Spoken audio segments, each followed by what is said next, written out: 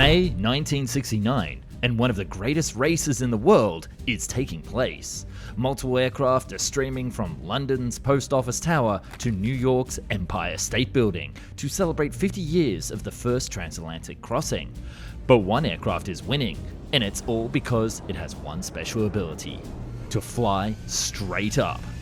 Taking off from central London up into the sky and then landing on a platform in the East River next to Manhattan, it doesn't require an airport or a runway. Winning the race in only 6 hours and 11 minutes, cementing it in the eyes of the world as the ultimate aircraft and the envy of the Soviet Union. This would become the only successful VTOL aircraft ever built by the West until the F-35. This is the famous Harrier jump jet.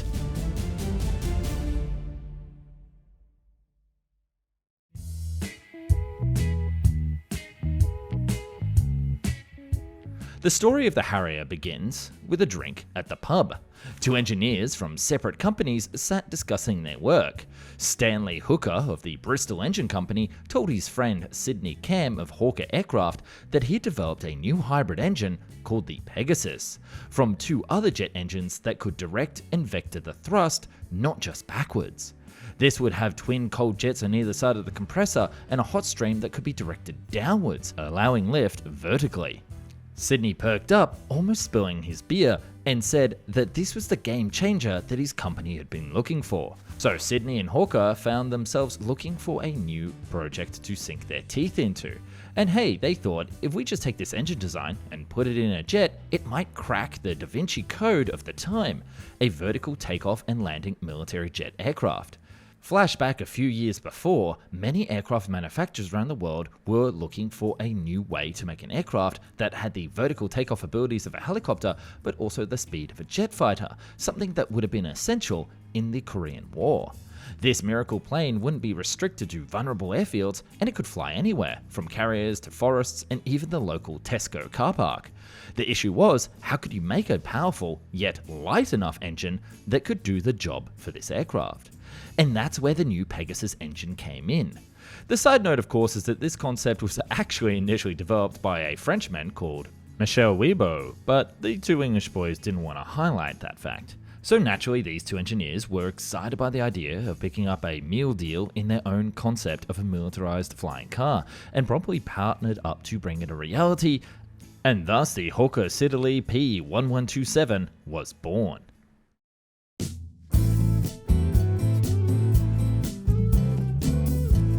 Hawker Siddeley, newly merged, decided that this new aircraft engine combo would be perfect for a new NATO specification for a new light and tactical support fighter.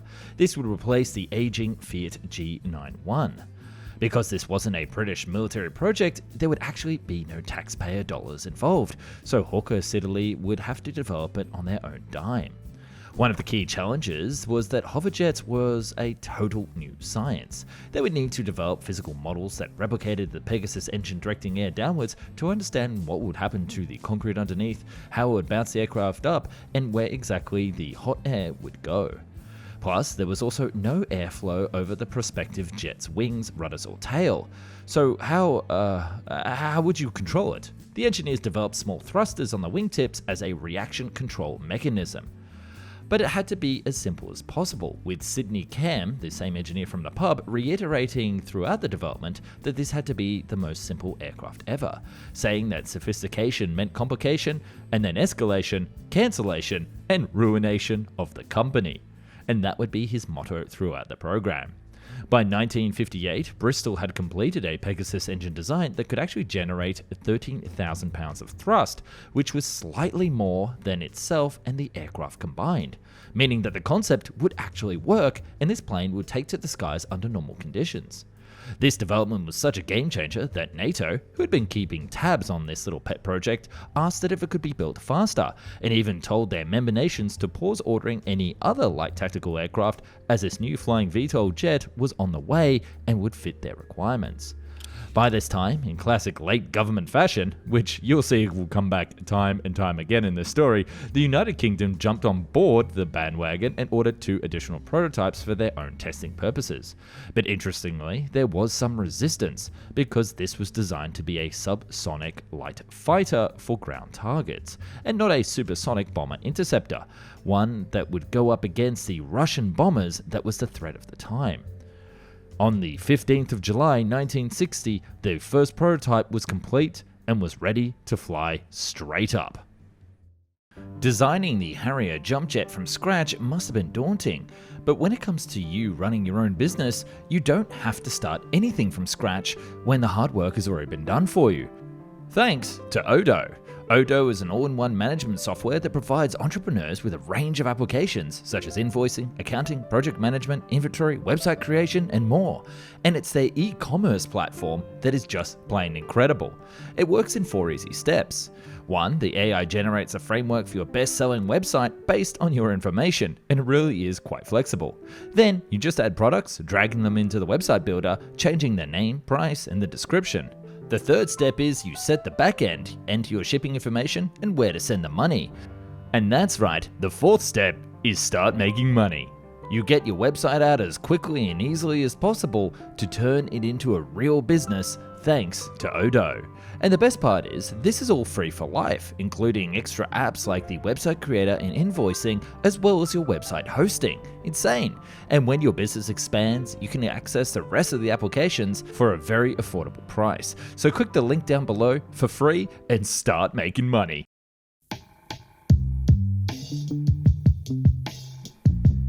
The 2 boys met back at the pub and chatted about their testing program. It had been a long road of testing various engine components, getting the hover controls right, and even solving the power problems. The original prototypes could only tether hover for 2.5 minutes at a time. Taking a long drink from his beer, Hooker turned to Sydney and asked, "I suppose you're going to do some conventional flying for your first test flight tomorrow?" And Cam replied, "What for?" Hooker said, "Well, just to make sure that the aeroplane is a nice aeroplane and everything is under control." With Sydney Cam replying dryly, "Oh, Hawker aeroplanes are always beautiful. Nothing wrong with a Hawker aeroplane. I'm not going to bother that. It will go vertical on its first time." The very next day, on the 13th of February before Valentine's Day, the prototype XP831 performed its first flight for 22 minutes, hovering straight up. Once the engine was upgraded yet again, the aircraft was shown to be able to transition between vertical and horizontal flight, proving that it was a miracle and that the Holy Grail had been achieved. But what wasn't achieved, though, was the NATO contract. You see, despite all the best efforts to make the very best plane, NATO was underwhelmed by its performance characteristics and decided to pass on the program. Their specific requirements included the expectation for the performance of such an aircraft to be the equivalent of the conventional McDonnell Douglas F-4 Phantom II fighter. These specifications called for a supersonic version of a VTOL strike fighter with a combat radius of 460 kilometers and a cruise speed of Mach 0.92. Although they loved the vertical takeoff and landing feature, flirting even with doing a joint order of 100 aircraft for their member nations, this never eventuated. The hope was that despite a lack of any militaries actually ordering this aircraft, Hawker Siddeley would be able to show that they had technically created the first VTOL fighter, and this would get some interest. Alas, the program would only limp on, with the Ministry of Supply ordering a few more prototypes to test and refine the technology, with the Royal Air Force shrugging their shoulders and saying that they had no use for this aircraft. It looked like that by Christmas in 1961, the Harrier program had died before it begun.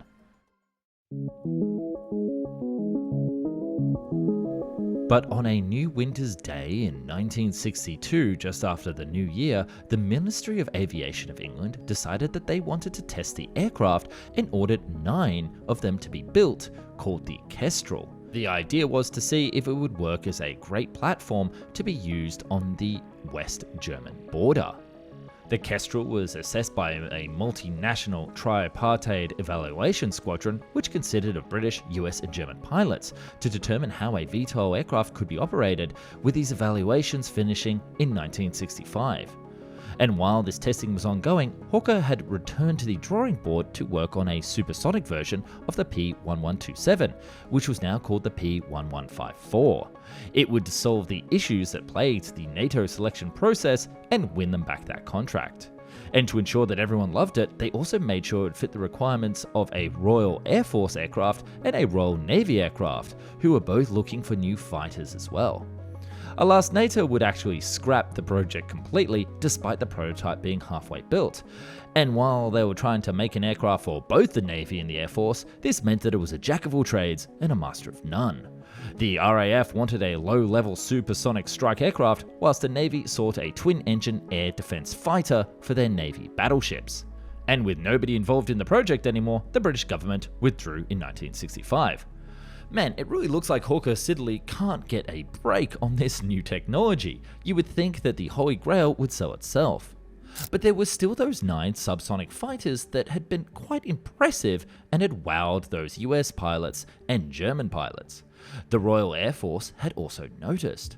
What if they could bring the learnings from the P-1154 to the Kestrel program and build the perfect VTOL fighter? And they did just that. On the 31st of August 1966, the first of these P-1127 aircraft made their first maiden flight. And the RAF was so impressed they made a production order of 60 aircraft, giving the aircraft its final designation, the Harrier GR-1. During its operations, it was found that running it along a short runway and then going vertical allowed it to carry much more weapons, 2 under each wing and 1 underneath the fuselage. There was also ability to carry 2 30mm cannon guns that could be fitted to the underside. And that's why a lot of the British ships were given ski jumps, because it allowed these Navy versions, which I'll get to in a minute, I am going ahead slightly here, to take off with more weapons. This aircraft was so popular with the RAF that the US Marines would take notice, and they decided to put in their own order, and thus the Harrier went from a miracle single aircraft that nobody wanted to a complete family that had international acclaim.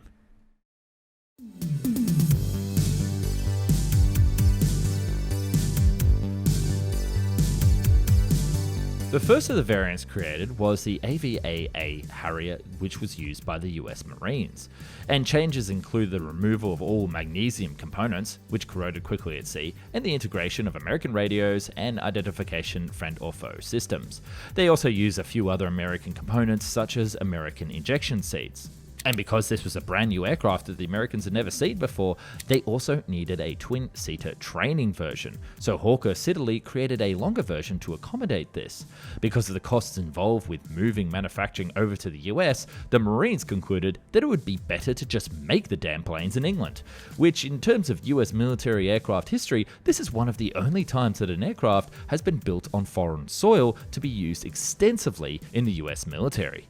And the use of these Harrier jump jets in the US Marines actually caused quite a stir, because this was a jet that didn't actually require the super carrier to operate from, which was all the range of the US Navy at the time.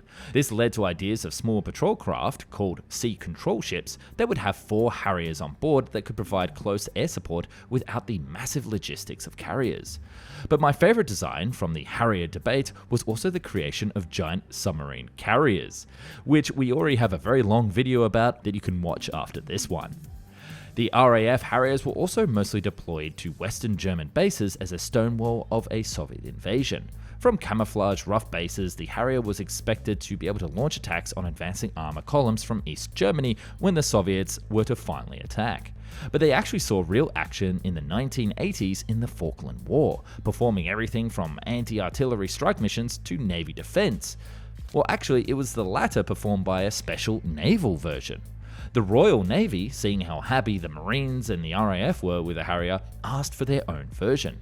They called it the Sea Harrier. It was designed for various naval roles, and it featured a radar, sidewinder missiles for fleet air defense, and navigational aids for carrier landings, corrosion resistance modifications for maritime operations, and a raised bubble canopy for improved visibility. These later upgrades also equipped the Sea Harrier with AIM-120 AMRAAM missiles and the advanced Blue Vixen radar for long-range air-to-air combat, as well as the Sea Eagle missiles for anti-ship missions. So it made this little Harrier quite the unit when out at sea. After the Falklands War, British Aerospace developed the Skyhook concept, a novel method for operating Harriers from smaller ships. This system would use a crane to suspend the aircraft mid-air for launch and recovery, with additional cranes designed to hold weapons for rapid rearming. The Skyhook aimed to conserve fuel and enable operations in rougher seas, where the Harrier had some trouble landing on sea decks. Although it was marketed to foreign buyers and even speculated to be used on large submarines, like those aircraft carrier submarines I mentioned before, the concept failed to attract any interest. And from here, we saw an explosion of other crazy Harrier concepts, from a tandem cockpit design that looks very much like a cloud car from Star Wars, to a version that could carry a crack squad of 5 British commandos to prevent a terrorist attack on a North Sea oil platform. They would all sit here in the tail. And one of the most absolutely horrifying concepts is the GRIER pods, the Ground Resupply Insertion Extraction Rescue Pod. The passengers would be slung in pods where the missiles would go and be carried around by the Harrier. Imagine the heat and the noise and sitting in that coffin. Yikes. In fact, this is such a wild idea that I'm going to cover it on my sister channel, They Won't Tell You, where we'll be talking about men in pods. By now, the Harrier had seen over a decade of service, and it was time to think about the future, and they came up with an original concept called the Harrier 2. And boy, you thought that the development of the original Harrier was full of drama. You haven't seen anything yet.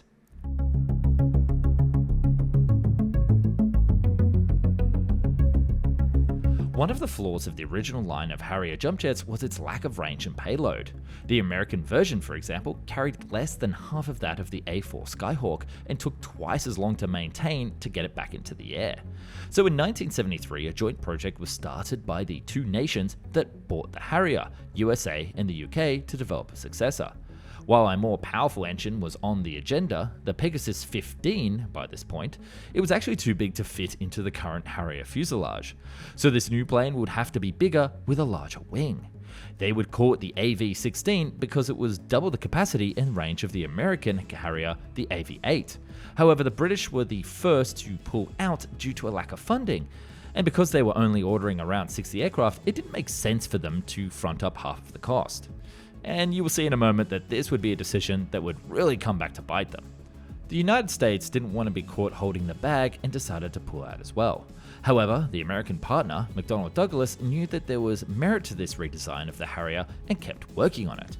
They created a hybrid aircraft, modifying two original AV-8s with a new wing, revised intakes, redesigned exhaust nozzles, and it resulted in a better payload and range aircraft.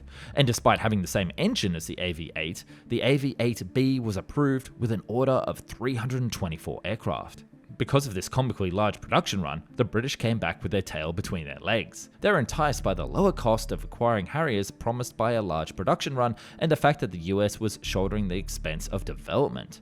But because they were returning to the program, and despite being the originator of the design, McDonnell Douglas would actually be the main contractor, and the aircraft would be mostly built in Missouri, with only 40% done in England. Now that must have stung. During this production run, the US developed a night attack version, a new trainer versions of the B variant, and thanks to Italy and Spain joining the program, they also created an AV-8B Plus version with better radar and increased missile capability. Overall, 824 Harriers were built of all types and saw service around the world, and it was time to talk about the third version. In the early 1990s, McDonnell Douglas and British Aerospace, who had inherited the program, started to discuss about a new version called the Harrier 3. It was designed to maximize the capabilities of existing models by incorporating elements from both the Sea Harrier and the AV-8B. The aircraft was planned to feature an enlarged wing and a torsion box to accommodate additional fuel and hardpoints, which would also improve endurance. Due to its increased size, folded wingtips were proposed. To support this heavier airframe, Rolls-Royce was expected to develop a more powerful Pegasus engine with 4,000 pounds of additional thrust, because again, they actually inherited the original Pegasus design. The Harrier 3 would also have been equipped with advanced weaponry, including brand new AIM-120 AMRAAM missiles, making it a formidable air-to-air fighter. However, by this point, the design was nearly 30 years old, and this aircraft was just a product of its time. it wasn't really great at fighting enemies that were over the horizon of the Earth, just using radar to fight each other, and it was also not great when it came to supersonic threats. So ultimately, when Boeing and BAE Systems continued studying this design in the early 2000s, they abandoned it in favor of the new F-35 clean sheet program. The British would eventually sell off their aircraft to the US Marines to be used for spare parts, lasting until last May in 2004, when the F-35 finally took over the mantle in the Marines of their VTOL jet fighter. Today, the Harrier is still in operation in Spain, with plans to extend their operation beyond 2025 due to a lack of funds to buy the other aircraft. And this does seem like a rather unceremonious end to the legendary Harrier family, but in my mind, I think their legend speaks for itself.